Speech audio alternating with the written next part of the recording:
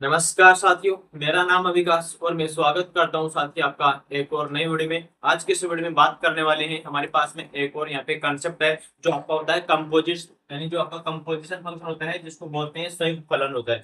वो संयुक्त फलन है, उसके बारे में आज के इस वीडियो में बात करने वाले हैं और इसके अंदर हम एक और क्वेश्चन भी साथी यहाँ से करेंगे। तो कैसा हमारा वीडियो होने वाला है, इंपॉर्टेंट वीडियो होगा, इसको आप लोग एंड तक जरूर देखना है। तो यहाँ पे आपके सामने सबसे पहले दे रखा है कि अगर आपको कंपोजिशन फंक्शन बताना है, जो आपका संयुक्त फलन होता है, मतलब जिसमें दो या दो से अधिक फलन बनते हैं, वही क्या होता है आपका, यानी जो कंपोजिशन फंक्शन होता है। तो यहाँ पर सबसे पहले देखो, यानी कि मैंने एक फंक्शन मान लिया लेट एंड एफ फंक्शन ए से बी में परिभाषित है। दूसरा फंक्शन आपके पास में क्या है, जी, बी से सी में परिभाषित है। दो फलन है ये, तब एफ और जी का संयोजन गोप के द्वारा प्रदर्शित करते हैं, इसको निरूपित करते हैं। अगर आपके पास में एक फलन एफ से डिफाइन है ए से बी के अंदर, फिर आपने एक फलन और जी लिया, वो आपका परिभाषित किसे, बी से सी में परिभाषित है, तो उसको आपको किसके द्वारा निरूपित किया जाता है, गोप के द्वारा निरूपित किया जाता है। अब यहाँ पर आप देखेंगे कि यहाँ पर मैंने लिखा कि आपका जो फलन होगा, गोप होगा, वो ए से सी में परिभाषित होगा। मतलब यहाँ पर आपका जो ए है वह इससे सीधा किसमें परिभाषित होगा,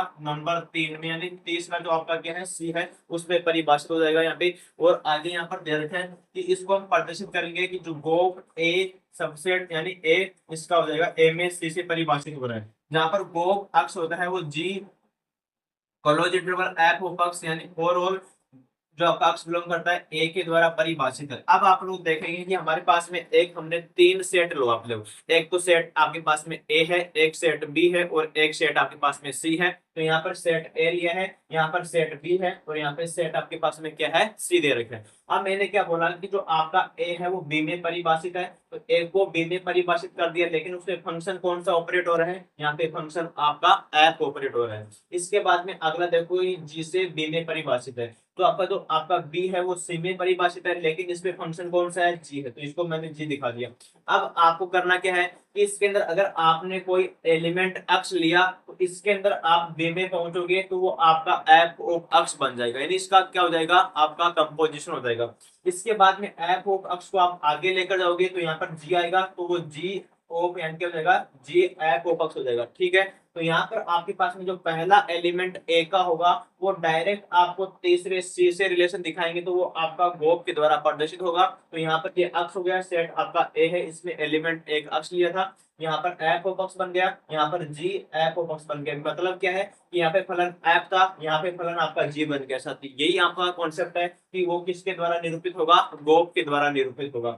अब हमारे सामने कंडीशन क्या दे रखी है, कंडीशन आपको बस केवल ये ध्यान में रखनी है, अगर गोप आपको निकालना तो वो सीधा पहले से तीसरे में परिभाषित होगा। यहाँ पे इसको लिखेंगे कि जो आपका गोप ऑफ अक्ष है वो जी एफ ऑफ अक्ष के द्वारा निरूपित होता है और फोर ऑल अक्ष बिलोंग करेगा यहाँ पे ए के अंदर। मतलब जो आपका जितना भी एलिमेंट अक्ष का होगा वो किस में बिलोंग करेगा, पहले सेट ए में बिलोंग करने वाला है। ठीक है, अब क्वेश्चन हमारे पास में दे रखें, मतलब क्वेश्चन आपका एफ है, वो आपका यहाँ पे क्या है, इसका डोमेन है कि 2 3 4 5 है, वो इसमें यानी 3 4 5 9 में परिभाषित है। यहाँ पे जी आपका है 3 4 5 9 है, वो 7 11 15 में परिभाषित है।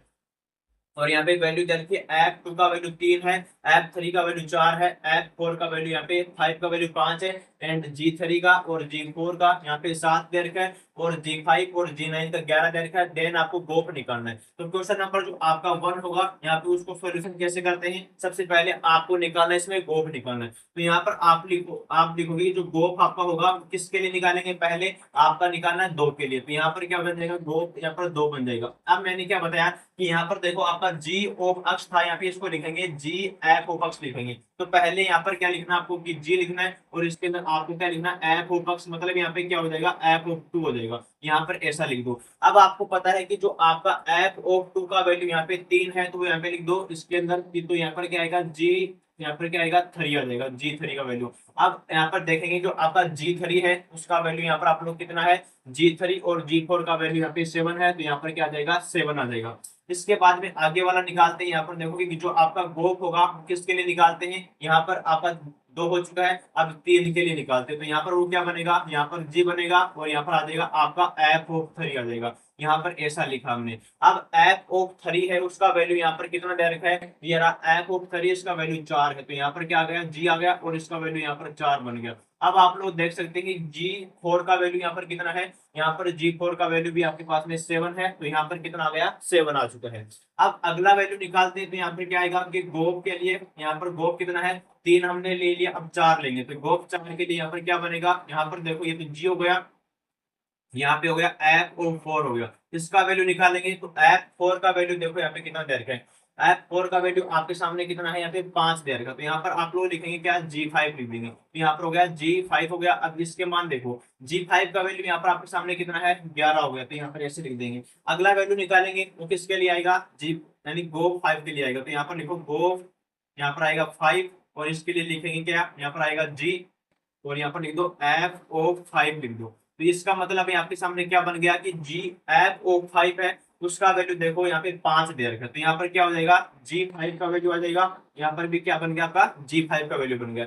यहाँ पर पहले आप लोग देखेंगे जो आपका F4 था उसका वैल्यू आपके सामने यहाँ पर 5 है, तो यहाँ पर मैंने लिखा G5 लिखा। अब यहाँ पर G5 का वैल्यू आपके सामने यहाँ पर 11 है, तो मैंने यहाँ पर 11 लिखा साथी। अब यहाँ पर बन गया G ओ 5 बन गया, तो यहाँ पर जी लिखा, एफ ओ 5 लिखा, इसका वैल्यू कितना है, एफ 5 का वैल्यू भी 5 है, तो यहाँ पर मैंने 5 लिखा। अब G5 बन गया, तो G5 का वैल्यू भी यहाँ पर आपके सामने कितना बन गया साथी, 11 बन गया, तो यहाँ पर आपके सामने क्या बन गया, ये 11 गया। और यही क्या बन गया आपका साथी, गो बन गया, क्योंकि 2 का वैल्यू निकाल दिया, यहाँ पे 3 का वैल्यू निकाल दिया, 4 का वैल्यू निकाल दिया, यहाँ पर 5 का वैल्यू हमने निकाल दिया। इतना ही आपको पूछा गया था, इस प्रकार से आप इसका गो निकाल सकते हैं। उम्मीद करता हूँ क्वेश्चन आपको समझ में आया होगा। क्वेश्चन नंबर आपके पास में 2 नंबर है, क्वेश्चन यहाँ पर डायरेक्ट है कि फलन आपका आर से आर में डिफाइन है और जी से आर में डिफाइन है, एफ ओ पक्ष डायरेक्ट कोस अक्ष है और जी एक्स डायरेक्ट 3x² है। देन आपको गोप निकालना है और आपको फोग निकालना है। इसके लिए कैसे निकालेंगे, सबसे पहले क्वेश्चन नंबर 2 का सॉल्यूशन करते हैं। इसके लिए पहले हम क्या निकालते हैं, गोप निकालते हैं। तो यहाँ पर गोप के लिए क्या लिखेंगे, यहाँ पर देखो कि जो गो बनेगा वो किससे किस में परिभाषित होगा, मैंने बताया था आपको सीधा, वो पहले से तीसरे में परिभाषित होगा। तो यहाँ पर देखो इसका पहला आर है और यहाँ पे लास्ट वाला क्या है, तीसरा भी आर है, तो ये गोप होगा वो किस में डिफाइन होगा, आर से आर में डिफाइन हो जाएगा। अब इसको निकाल दो, तो यहाँ पर आपको सबसे पहले गोप निकालेंगे, तो यहाँ पर बन गया क्या, जी ओ एफ ओ अक्ष हो गया, इसके लिए लिख दो यहाँ पे क्या बन गया कि जी एफ ओ अक्ष बन गया, यहाँ पर मैंने ऐसा लिखा। अब जो आपका एफ ओ अक्ष है उसका वैल्यू देखो कि जो आपका फलन किसका है, कोस अक्ष का है, तो यहाँ पर क्या लिख देंगे, यहाँ पे आपका आ जाएगा कि एफ ओ अक्ष का वैल्यू कितना आएगा, यहाँ पे कोस अक्ष आ जाएगा, तो यहाँ पर आपने लिखा क्या, कोस अक्ष लिखा। अब आप लोग देखेंगे कि जी का फलन में क्या है, जी का फलन है 3x², तो जहां पे आपके सामने अक्ष है वहां पे आप लिख दो कोस अक्ष लिख दो, तो वो क्या बन गया, यहाँ पर बन जाएगा 3 और यहाँ पर आएगा आपका कोस स्क्वायर अक्ष बनेगा। तो ये आपके सामने क्या हो गया, आपका गोप निकल गया। इसके बाद में निकालेंगे इसका फोग निकालेंगे, तो यहाँ पर दे देगा कि फोग वाला, तो यहाँ पे लिखो कि जो फोग के लिए भी कंडीशन होगी, अगर आपको फोग को डिफाइन करना है तो वो भी किस में डिफाइन होगा, वो भी आर से आर में डिफाइन हो जाएगा। और इसके लिए सोल्व करेंगे इसको, तो यहाँ पर क्या बनेगा कि पहले आप लिखेंगे एफ फोग अक्ष लिख देंगे यहाँ पे, तो यहाँ पर क्या बन गया, एफ बन गया और यहाँ पर क्या आएगा आपके पास में जी अक्ष आ जाएगा साथी।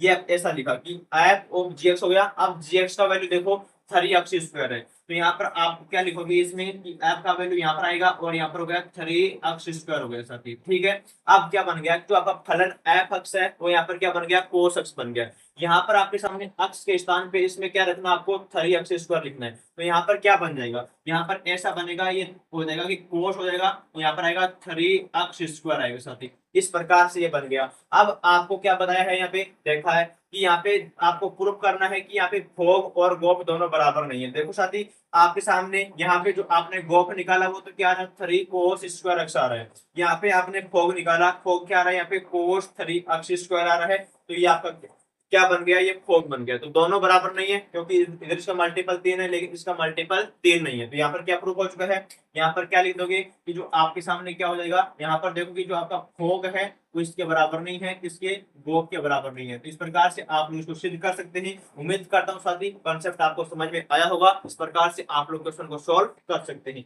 मिलते हैं नेक्स्ट वीडियो में। Thank you so much, love you all, जय।